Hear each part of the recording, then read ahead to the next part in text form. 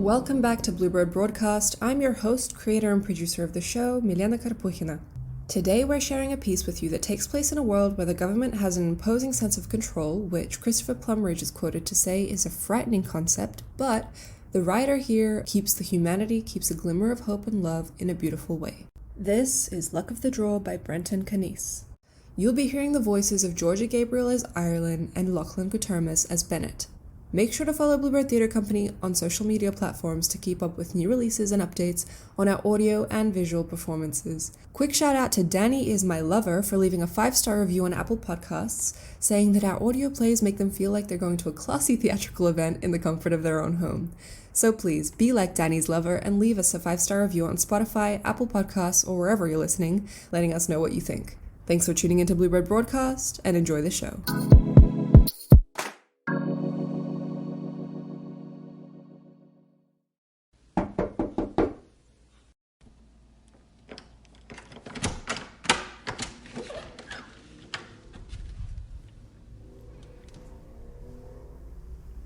So, you must be my wife. Irelynn. It's Irelynn. And let's be clear, I'm not your wife. At least not yet. You must be Bennett. Please, come in. Have a seat. I mean, I guess we're going to be married for the foreseeable future, so I guess that's a good place to start. Thanks. So, this is a nice place you have. Eventually, we'll have to discuss if we live here or move. Can we just talk about that later? I've just met you. I really don't want our first conversation to be about where we'll be living. Of course, that was very forward of me. I'm sorry. We'll just cover that last or something. So, this is something, isn't it? It's kind of exciting. If you would have told me 5 years ago that one day the government would implement a law predetermining marriage and I would end up being married to a complete stranger, I would say, you're crazy. But here we are. Exciting? How is marrying a stranger exciting? Also, you do realize there's no way out of it. Divorce is illegal. Killing each other is illegal. There's no good way out of this. The only thing we can hope for is that the Supreme Court overturns the law. Well, I can see that you've been weighing your options. Look, I'm trying to find the positive side of the situation. I think it could be an eye-opening experience. Speaking of exciting, I think we should fill out the questionnaire together. Your idea of exciting is making me reconsider that murder. All right, first things first. Age. Well, I'm 23 and you are? 22. Occupation. Well, I just graduated from college. I'm a history teacher. What about you? Well, I decided to drop out of college and I got a job as a writer for the National Spotlight. Wow. That's impressive. Yep. Okay, let's go to the next question, shall we? Let's see. Oh, do you have any children? I don't. Do you have children? No. Got it. Well, do you want children? Isn't that the whole point of these arranged marriages?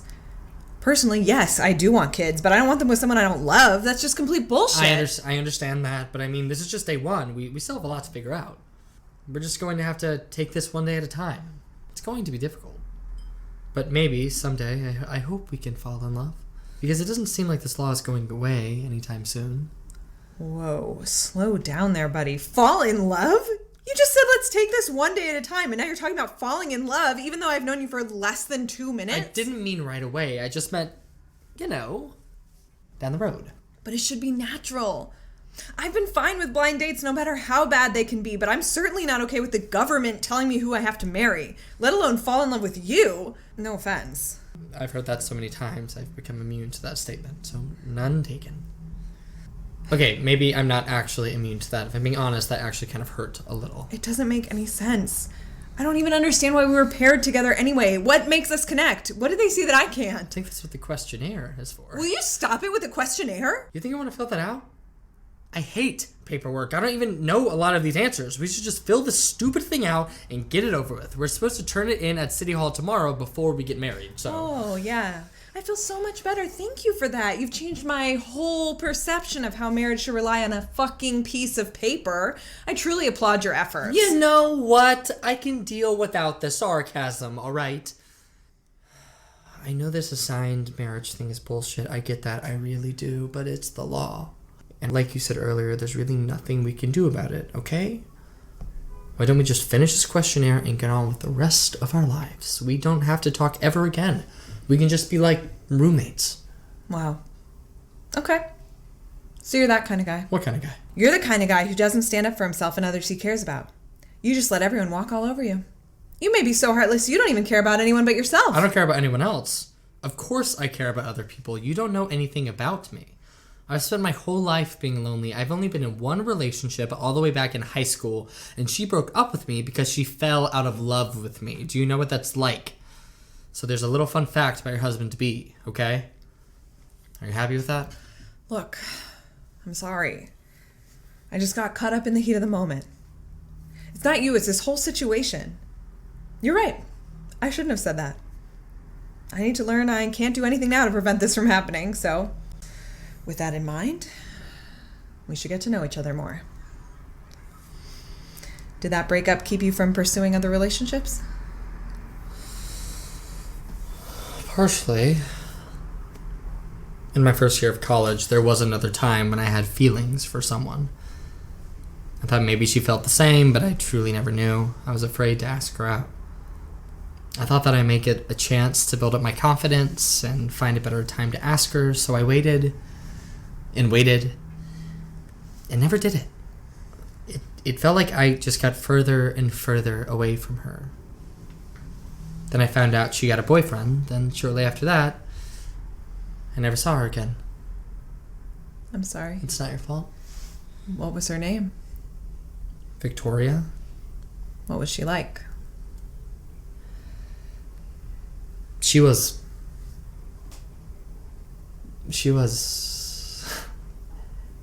incredible. She really was a one-of-a-kind person. I've never met a person like her in my life, full of joy, excitability, compassion, kindness. I can't forget about her bright red hair and that infectious smile, plus her intoxicating eyes. They're the type of eyes that you could get lost in, and everything else around you would fade away. That happened to me the first time I saw her. I felt like there was just a spotlight on her and the rest of the room went dark. I don't believe in love at first sight. But at that moment, I felt like I was destined to meet her. From that moment on, when I knew her, I haven't felt happiest in the longest time. I could say I was happy and wasn't lying. There are countless regrets I have in my life, but not asking her out is one that I don't think I can ever forgive myself for. If I wasn't afraid, maybe I could have been happy to this day. While this arranged marriage situation is beyond ridiculous, why not let the government find someone for me? Even if it's not love, hell, at least I'm not alone anymore. You have to realize the government doesn't support love. To them, we're just numbers and statistics. They think that pairing up intelligent people, they'll create a generation that's full of geniuses that'll solve the world's problems. But what they're getting wrong is you can't inherit brains or brawn. You can't promise your children everything, but you can promise them love. If the government saw that love is what inspires children to be kind, to break barriers, to care for others, this law wouldn't exist and people could marry who they actually love. The government thinks they're initiating change. The problem is you can't create change with power. You can only create it with love. Do you think confidence comes from feeling powerful? That's false confidence. Real confidence comes from within. I think you were probably brave enough to ask her out. What if it didn't work out? What if I made a fool of myself? And if I do say something, it's stupid and then my chance is ruined. So what? You spend your whole life looking back at what could have been? Who cares if something doesn't work out? Love isn't about having a plan. It's about spontaneity, growth, communication, and honesty. No matter how small or large something can be in our lives, the amount of love we have is immeasurable. It's timeless. It changes, adapts. Love doesn't always guarantee happiness. And happiness doesn't always guarantee love. Simply, love is a promise. Above all, you learn something both ways. If it works out, you learn what a relationship that is rooted in love, respect, passion, and meaning looks like. And if it doesn't? Then you hopefully leave to become a stronger person. It shows you what you need to work on, and it gives you a chance to relearn who you are and love yourself. That's what love is about. Learning. So what happened to Victoria? I'm not sure. I'm sure she's hundreds or even thousands of miles away at this point. I wonder if she got married before the assignments were put into place. Part of me hopes she did. She deserves honest love, but the selfish part of me hopes she's still single. But to be honest, I just hope she's happy. I would like to see her one day. I think if I just saw her just to see her, I wouldn't even need to say a word. I feel like that would be enough to just witness that smile one last time. Maybe you will. Maybe.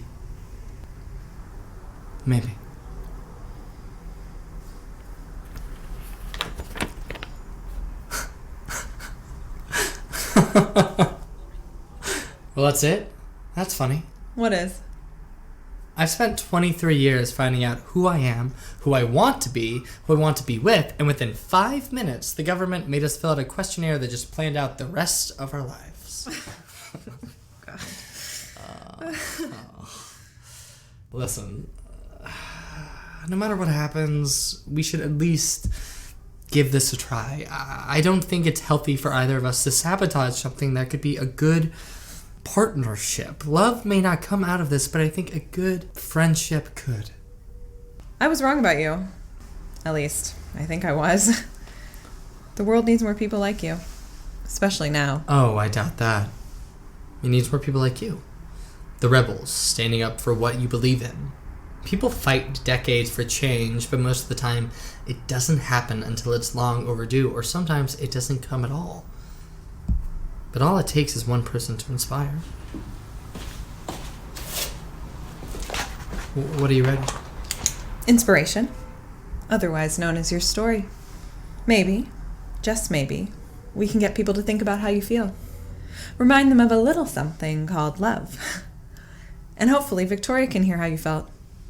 That's why we need to spread this everywhere. I think she should hear what you have to say.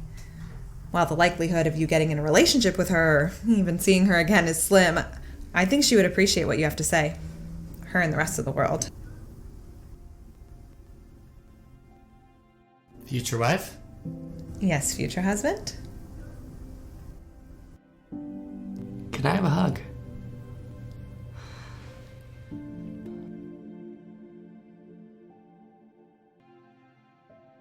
So, where do we start? From the beginning.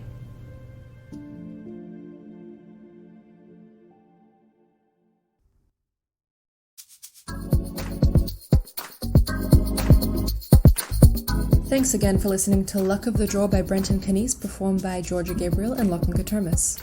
If you enjoyed this Bluebird Broadcast audio production, don't forget to rate the channel 5 stars and share it with your friends. And while you're here, I'd love to introduce you to our friends over at Shenanigans Ensue. Take it away, ladies.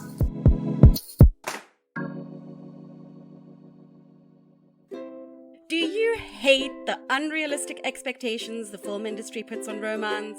But do you love rom-coms featuring the unrealistic expectations the film industry puts on romance? Then Shenanigans Ensue is the podcast for you. Hi, I'm Jasmine. And I'm Jane. And we're two friends with a conditional love for romantic comedies. And we want to welcome you to our brand new podcast, Shenanigans Ensue. Join us every other Wednesday as we explore some of the genre's most loved, or sometimes least loved, movies. We'll give you our unsolicited opinion on every trope, caper, and flim-flam the film used and maybe abused. And of course, the shenanigans! This is Milena Karpukhina from Bluebird Theatre Company, and we'll see you next time with another release of Bluebird Broadcast.